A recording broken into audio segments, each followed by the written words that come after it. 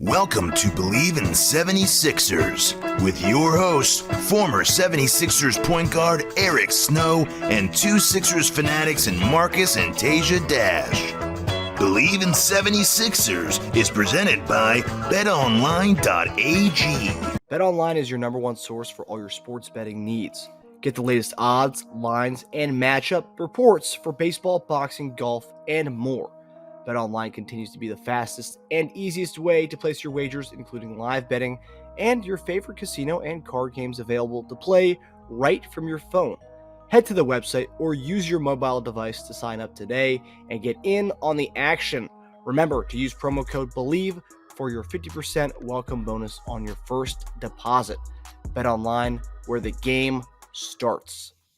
Hey guys, welcome back to another episode of Bleav In 76ers podcast. I'm Marcus Dash here with legendary 76ers point guard Eric Snow. Teja will be coming on here in a little bit. He's getting back from the vet with his dog. But yeah, Eric, I mean, things are looking great in Philadelphia right now. A team that's kind of given us trouble the last few years in Toronto. We got their guy who's been giving us trouble on at least their head coach. 2 games, 2 wins against Toronto, and then winning 114-99 last night. We were kind of talking before we began, but what are some of the takeaways you've seen so far from this team, especially what you're seeing, and more so what you're seeing against Toronto this year that we haven't really seen before against them? Well, I mean, I think that it's if I had to point to one thing, it was the movement and the not playing in the traditional set makes them a little not as predictable. I don't think they were easy I don't think they were easy to defend, even playing that way. I still think that it was just people aren't used to it. So we'll have to adjust when people, and they start game planning for it. But I think that's a big difference in how people are approaching this kind of a wait and see. A lot of the guys didn't play very much in the preseason, so it's really new. But the movement, Joel is playing well, and I think the fact that we expected him to take a step forward, but it's probably been, better than the expectations. And then also Tobias and Kelly has been great. His scoring. And even though we talked about him being a 20-point scorer when he arrived, but if he can do that, and you got 4 guys like that, that it can give you 20 and 25 or 30 plus a night, that helps you. And then, you just stay collective and solid defensively. You can make some things happen. I think for the most part, that's what we've done. Yeah, the Kelly Oubre thing just it's a very interesting one because, we got him at the end of the offseason, and he's a guy who was a 20-point scorer. Yeah, he was playing with the Hornets team that was, bottom of the league last year. So, usually everyone on the team can get up shots. But, he just looks phenomenal. Because one of the knocks on him was his defense. And I know he's scoring 20 points here and there and 18 points the other night.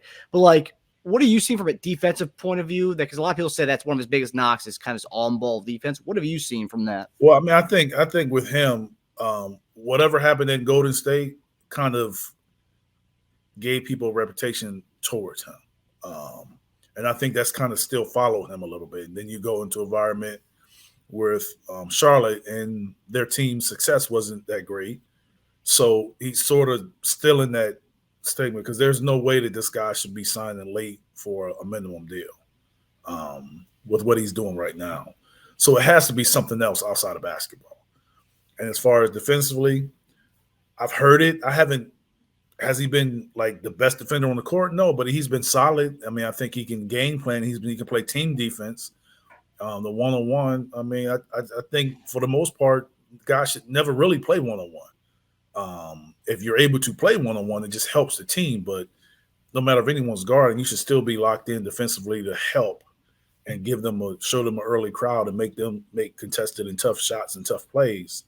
So I think from that standpoint, he's been solid. He has been a liability or weakness, in my opinion. Yeah, it's only a few games, but we'll see when you play the long haul. Yeah, small sample size. Because I think saw one of his Wizards or Hornets fan had commented on one of the Oubre Sixer account videos. I was like, oh yeah, wait till he has his 0 for 12 2-point games. Yeah, that's coming up real soon. It's gonna be right on schedule. But as far as Oubre, and they said that like for now he would be in the starting lineup. Do you still? I mean, if this obviously if he continues to score 20 points, do you still see him staying on this lineup? Let's say we make no more trades, and we end up kind of getting those other guys more involved, Morris is the world, the Covingtons of the world. Do you think he's best suited to still continue to come off the bench, or do you think? I mean, with the way he played yesterday, obviously small sample size, do you think there is room for him to be in the starting five? I think if he can bring his consistency, I'm not sure if starting him or not starting him really matters. But when you're talking about not starting him, then who are you going to put in that position? I think that would be the question we have to ask, or we have to find out, is who's going to take his place. Because I think the way he's playing, he's going to get starters minutes, whether you start him or not. So that's really up to a coach and what you're looking for. But I think with Melton in the lineup, it's easier to start him because Melton is looked at as more of a defensive guy that can make a shot. Versus if James was in the lineup, that's different. Then you look for more of a PJ, more defensive-minded player that don't really need the basketball and more catch and shoot like PJ was. So I can see him staying in the lineup and it not being an issue. In my opinion, I don't think they go away from that right now. Yeah, their strengths, Melton and Oubre, really balance each other out, their strengths and weaknesses. Yeah. But a little while ago, so Nicholas Batum is going to be out again when we play Phoenix Saturday for personal reasons. Don't know what that means. I think there are some people speculated that he didn't want to leave Los Angeles, so he's still kind of upset maybe by that. I don't know. But they asked about Covington, Marcus Morris, and Kenyon Martin Jr., who Kenyon Martin Jr. and Covington got some minutes at the end of the game. Morris, I don't believe dressed. But they asked about those guys kind of get a rotating in. And Nurse had a comment saying that he likes the rotation that we have now and doesn't really want to mess with that rhythm that we have. What do you see? I mean, what do you make of that kind of comment? I feel like it's kind of odd because, I mean, yeah, it's just weird. Yeah, I mean, I don't know, because when you think of rotation and it changed, yes, James wasn't playing, but PJ was, and PJ was starting. So you add, Kelly to the lineup, starting lineup, so someone has to take his place on the bench. So Korkmaz's playing. Like, is that going to be what we're doing going forward? Like, I don't know how he can. I don't know how Nurse can keep all of those guys over there in limited minutes. Someone's going to have to eventually break through. So maybe Batum was the guy, and he's just not there. I don't know, but I would imagine somebody's going to have to break through. Yeah, I believe the report was the Clippers did not want to add him into the trade, but we pressed for that. So, maybe they see that he's got the higher value around the league. I don't know. It's interesting that whole thing. I saw some numbers here. Obviously, the funny one, we're the number 2 seed in the East as of right now, Eric. So everyone's shocked by that one. 3-1. I mean, I don't know why you can be shocked by that. It's 4 games in, yeah.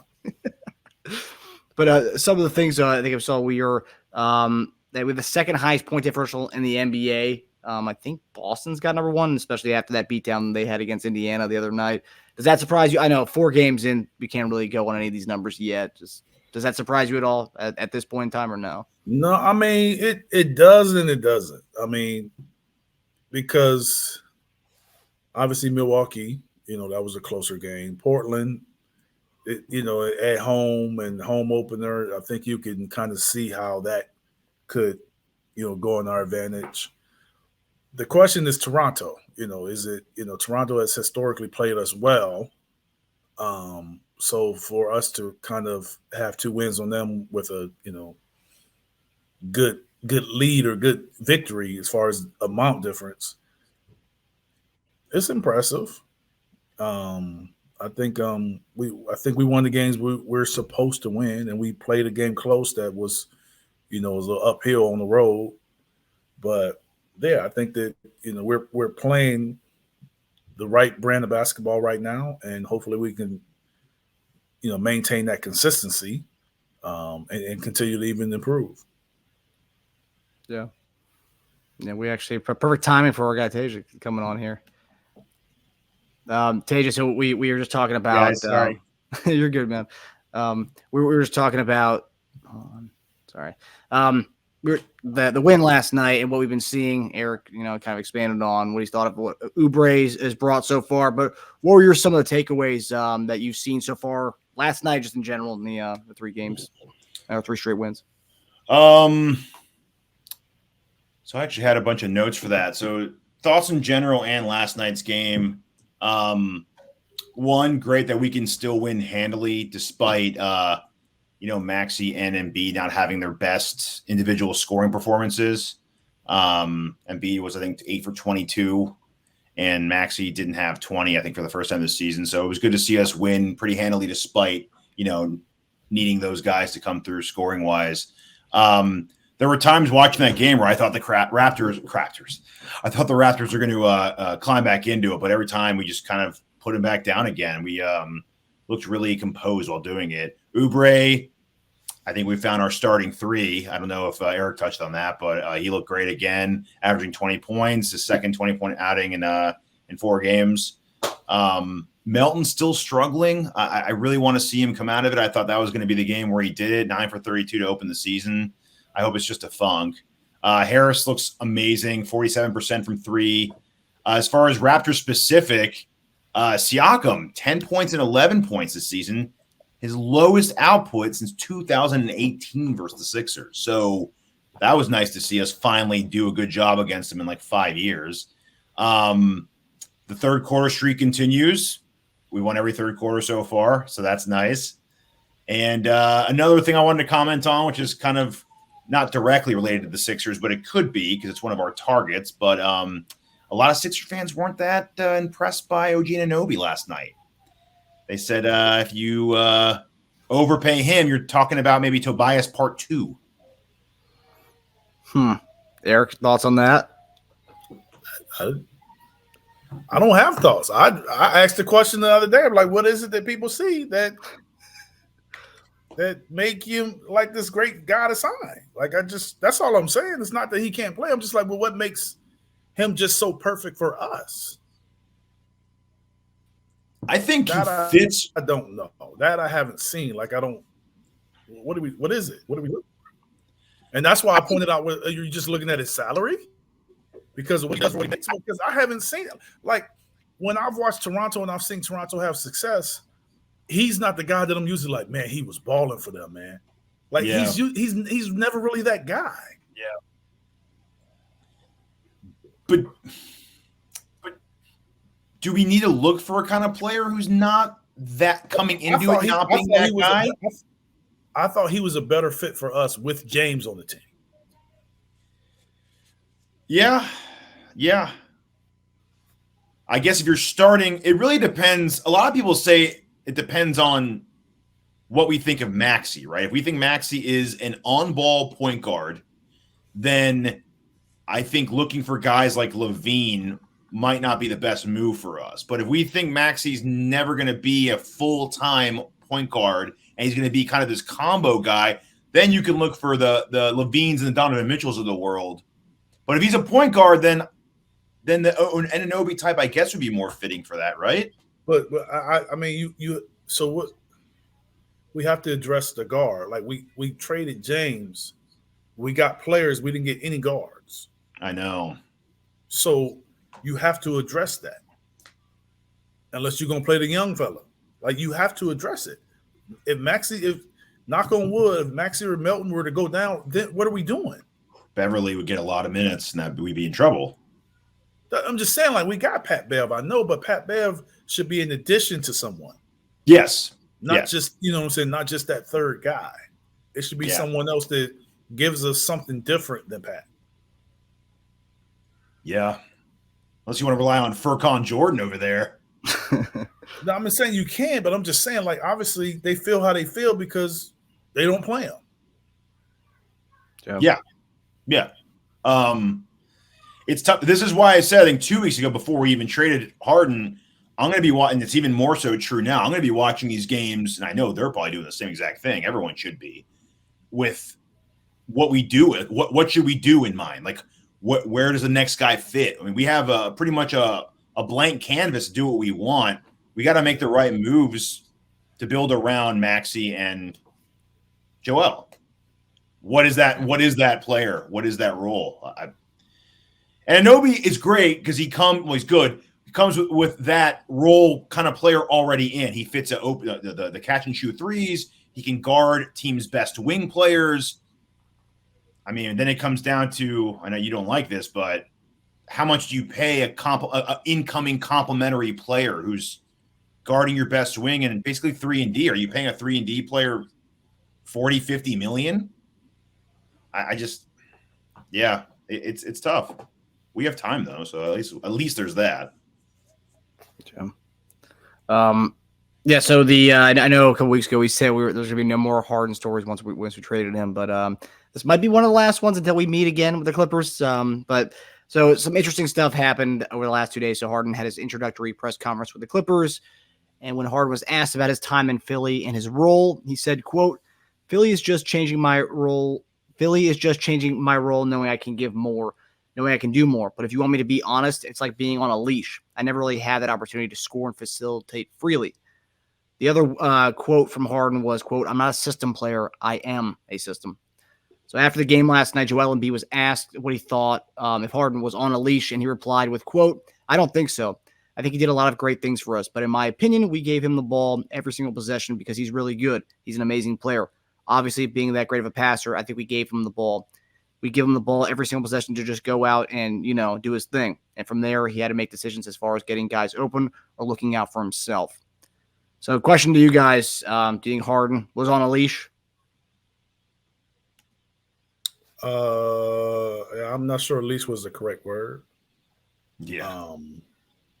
Because I think he was free to play, but I do feel that there were some restrictions. If you think back to last season, and they had the conversation between him and Doc was saying Joel's the number one option, and then you're the next guy. That right there tells you there's limitations to what he can do. So you're not free to just do whatever you want just by that conversation.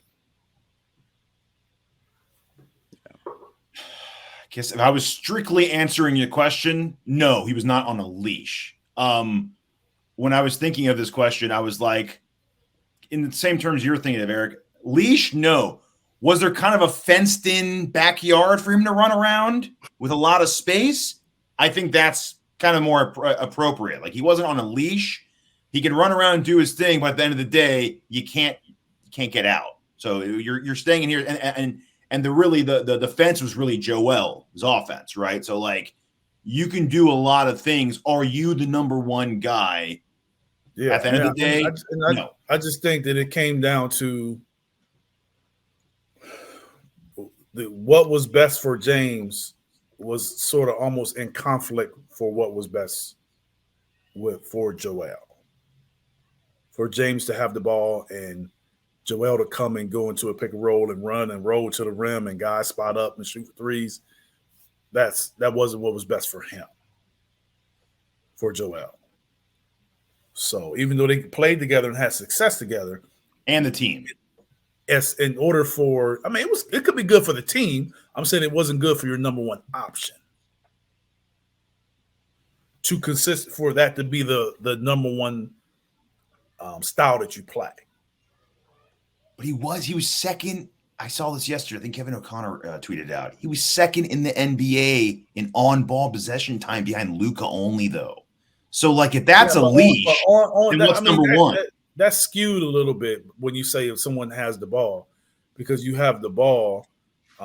You can be. It's the difference between being ball dominant and then being ball dominant and taking a lot of shots. So he was ball dominant, but he wasn't ball dominant where he was shooting a lot. Yeah, no. His shots were down. So but Luka's ball dominant, and he's shooting the most shots. Yes, and he's getting the only assists. That's why he's the only one getting close to triple doubles, and didn't because he is ball dominant, which is very good, but he is very ball dominant. Yeah, that is true. But I think it's like an option offense, though, right? Like, if the shot was there, I don't think James was passing it up because he had to get Joel the ball. If getting Joel the ball was the best play to be made, he was making it, right? Yeah, but the difference is you can have the ball in your hands, and majority of the time the play is not being called for you. So you're just initiating the offense, but you have the ball in your hand is being counted as the ball being in your hand, but all you're doing is initiating the offense. It's no different than what I did. But his expectations were to score and be a dominant scorer, but then he's not put in position to be that dominant scorer. So then when he averages 19 or 20 points, everybody's saying he's washed and he's on the decline. Yeah, some of those people were idiots, though. The people that know basketball, at least. No, this is some people I know that know basketball to say that. That he's washed, or just be based on the numbers he's washed? Yes. What else you gonna say? What else? Eye test. Just the eye test. Just watch. That's what I'm saying, but what else is it for? What is it about? What else can you say? Oh, he didn't have success. I'm just saying, then they say, oh, well, he didn't have success in the playoffs. I'm gonna say, well, Joel didn't either. Yeah, no, he didn't. So we don't say that, you know what I'm saying? So people saying he watched it, he's on the decline because his numbers decline. Well, his numbers decline because of how he played. Yeah. Do I think he can still put up 33 numbers a game or 34? Probably not. But he can score more than he did. I said this. He basically scored that, it being on most nights the third option. Yeah, that's true. And I said this in the playoffs. Like, I don't need him to score 40 or 12. I'd rather him just steady going 22 every game. Like, you don't need this 45 explosion, and then like the next game is 15. I'd rather just have you going 22 every game consistently. And that was the thing. Like, on the games where he was awesome, when games where he played well, he was like lights out. And the games he was bad, it was like, what are you doing? Like, why aren't you shooting? Shoot the ball. Because the games that we needed him to, he came through in the Boston, but then other games where like Joel wasn't feeling it either. It was like, all right, James, we need that 45-point James now. And it just wasn't there. So, it's unfortunate, but I also think it's funny that he wanted to retire in Philly. Now all of a sudden he was on a leash. So it's like another one of the many voices in James's head, and it depends what day of the week you get him on. He might say something different. Yeah, I mean, I don't know. It like I said before, things change. So you say you want to retire, and then you could say you want to. A lot of people say they want to retire at a job, and then the circumstances change, and all of a sudden they got a different viewpoint. That's not a shock or a surprise. Yeah, that happens all over the country. That happens in a lot of professions.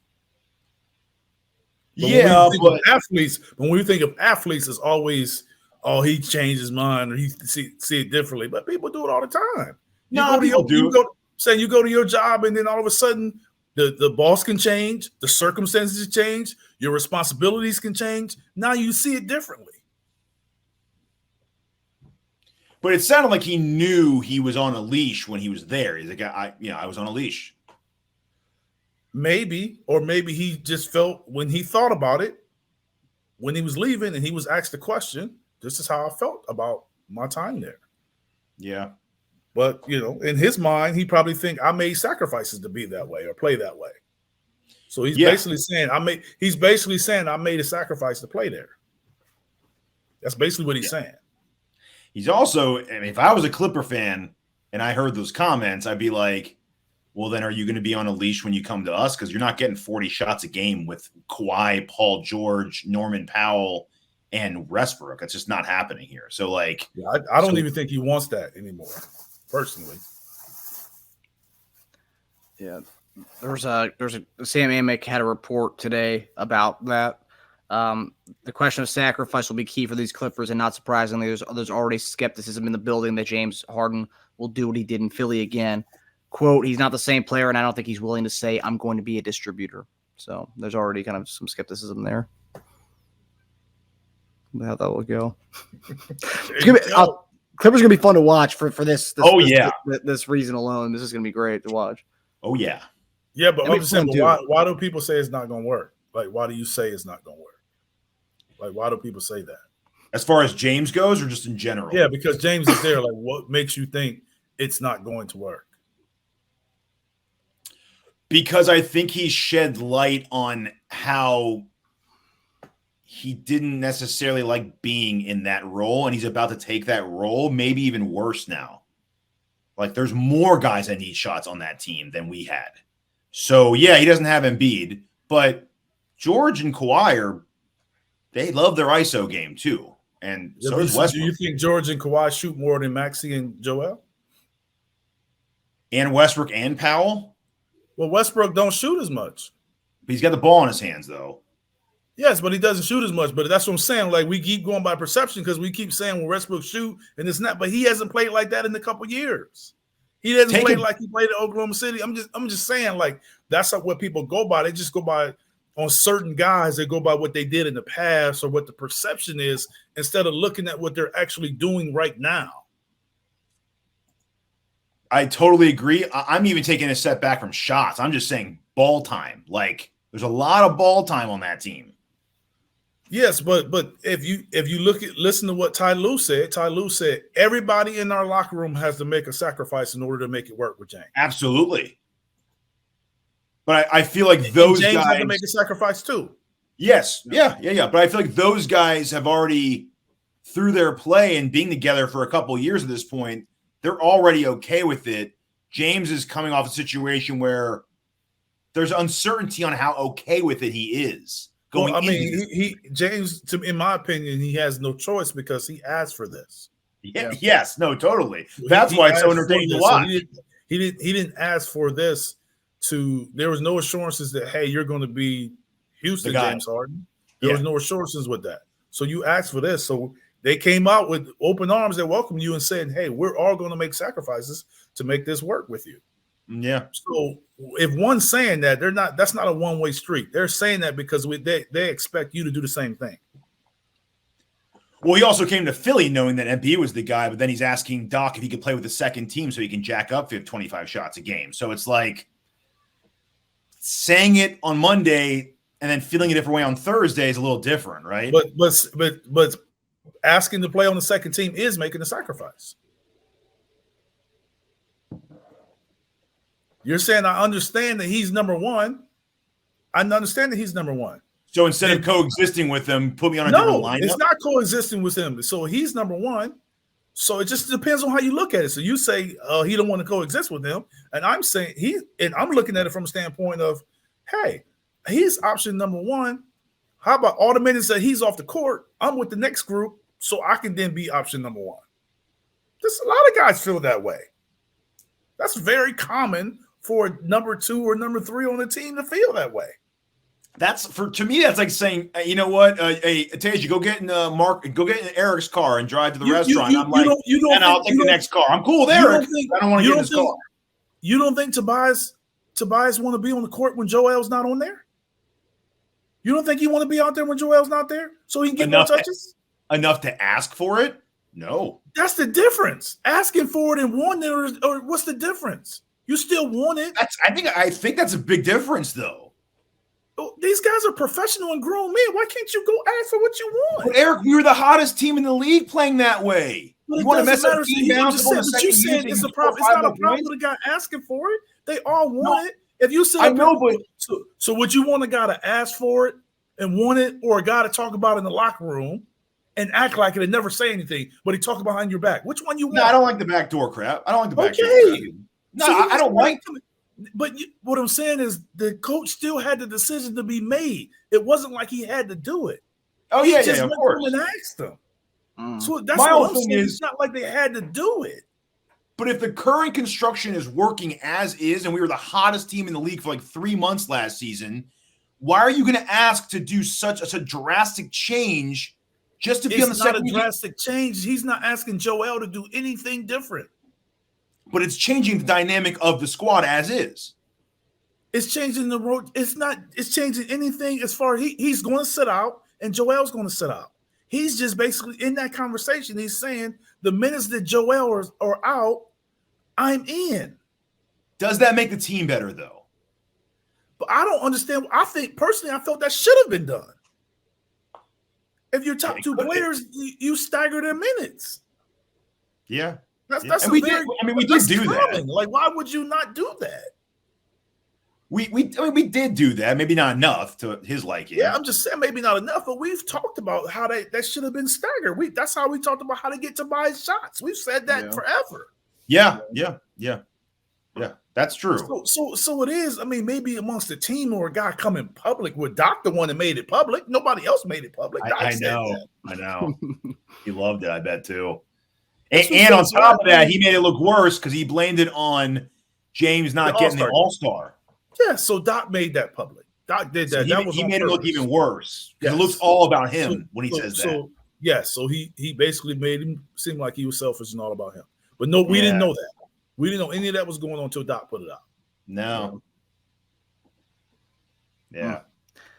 Yeah, some fans are saying they're just trying to start a petition to make sure Doc's the one calling that Clippers and Sixers game. we have 2 in March with them, and there's a petition going out that they want Doc to call that game. They want that to be an ESPN game. I'm not against any of those things. I'd love that. Already on the Tuesday or Thursday? If it's on Tuesday or Thursday, then it's not going to happen. Let me look. Clippers. Yeah, that'd be unreal if that were to happen. So shoot. Yeah, March 24th to March 27th. Yeah, based on Google, does not say those are ABC or ESPN games. Which day are they? Like the day of the week? 24th is a Sunday, and then 27th is a Wednesday. Ooh. They got a chance. Ooh. Those are ESPN ABC days. That's what I was asking. If it were Tuesday or Thursday, that ESPN ABC aren't on Tuesday or Thursday. Sundays a good chance, I'd say.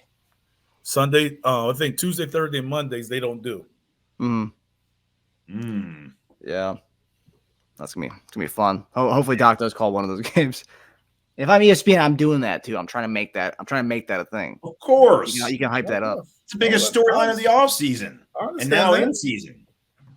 Oh, that makes sense. Yeah. March 24th, it's at 3. The Sunday game's a 3:30 game, and I think that is their the ABC spot. I think. Is that the LA one? Is you looking at Philly? The Philly time at 3:30? It's just 3:30 Eastern Standard Time. It's a Sunday game. It's the one at Los Angeles. Yeah, that could be a ESPN or ABC game. I could see that. Mm-hmm.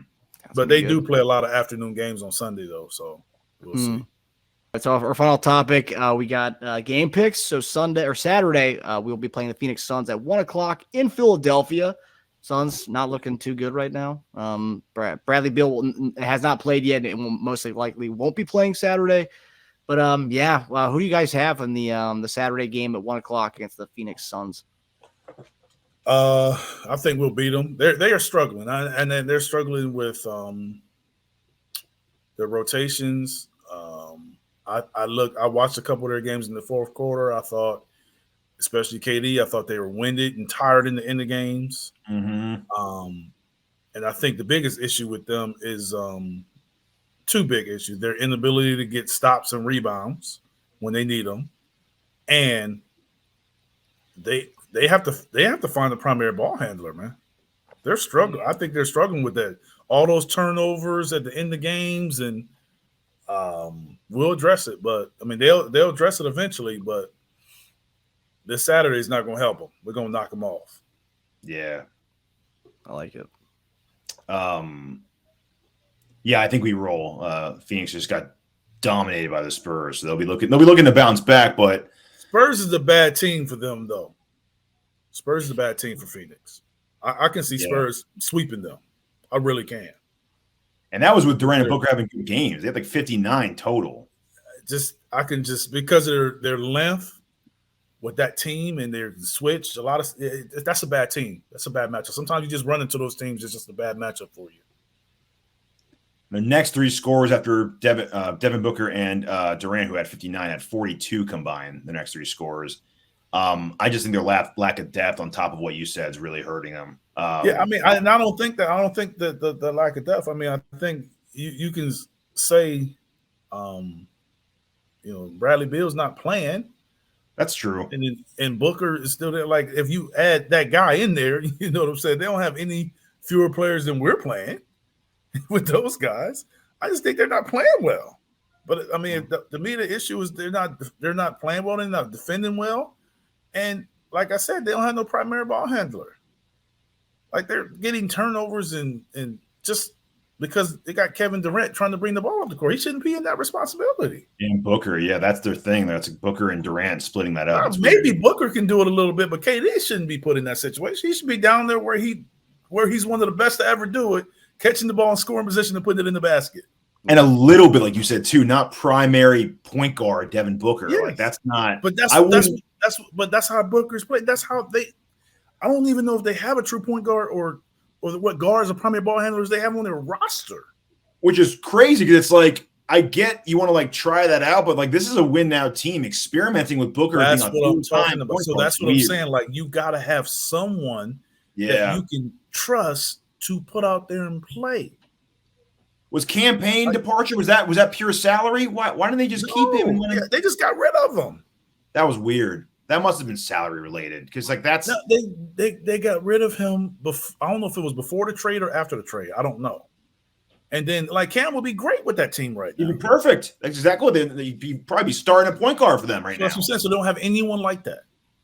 They have a young guy that they're playing, but I'm not sure that if I see him I see him trying to score more than kind of controlling the tempo and running the team. Mm-hmm. So I don't know I don't know enough of him to be like that, but I mean, you'll see. Like, you see them play, and then you just watch. When we play them, you're gonna be like, well,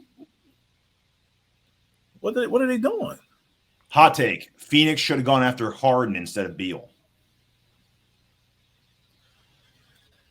No, I don't think Beal is the issue. I think it's I wouldn't say issue, but it's one he hasn't played, so we don't know how that's gonna look. We really don't know how it's going to look.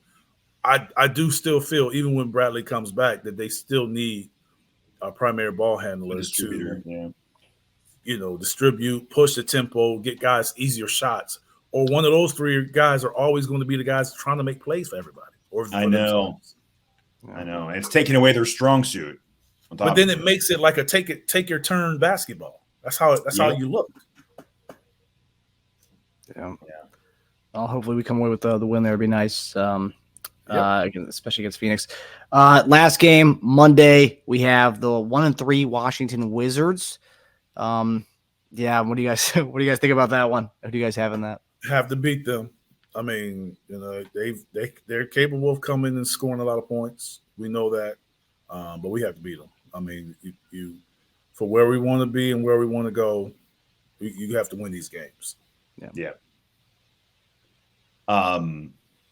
It's weird that no matter how bad the Wizards are certain years, like they still kind of like hang around and they give us a hard time. Oh yeah. They really show up to play against us. Always. I see a sluggish first half against them, and then we come out roaring the second half and take control. But yeah, we have to win that game. Win these games in the beginning of the season, so at the end of the season we're not sweating them. Yeah. All right, guys. Well, that does it for us. We hope everybody enjoyed the show. And we hope we continue this winning streak into next week's episode. All right. Take it easy. All right. See you, friends.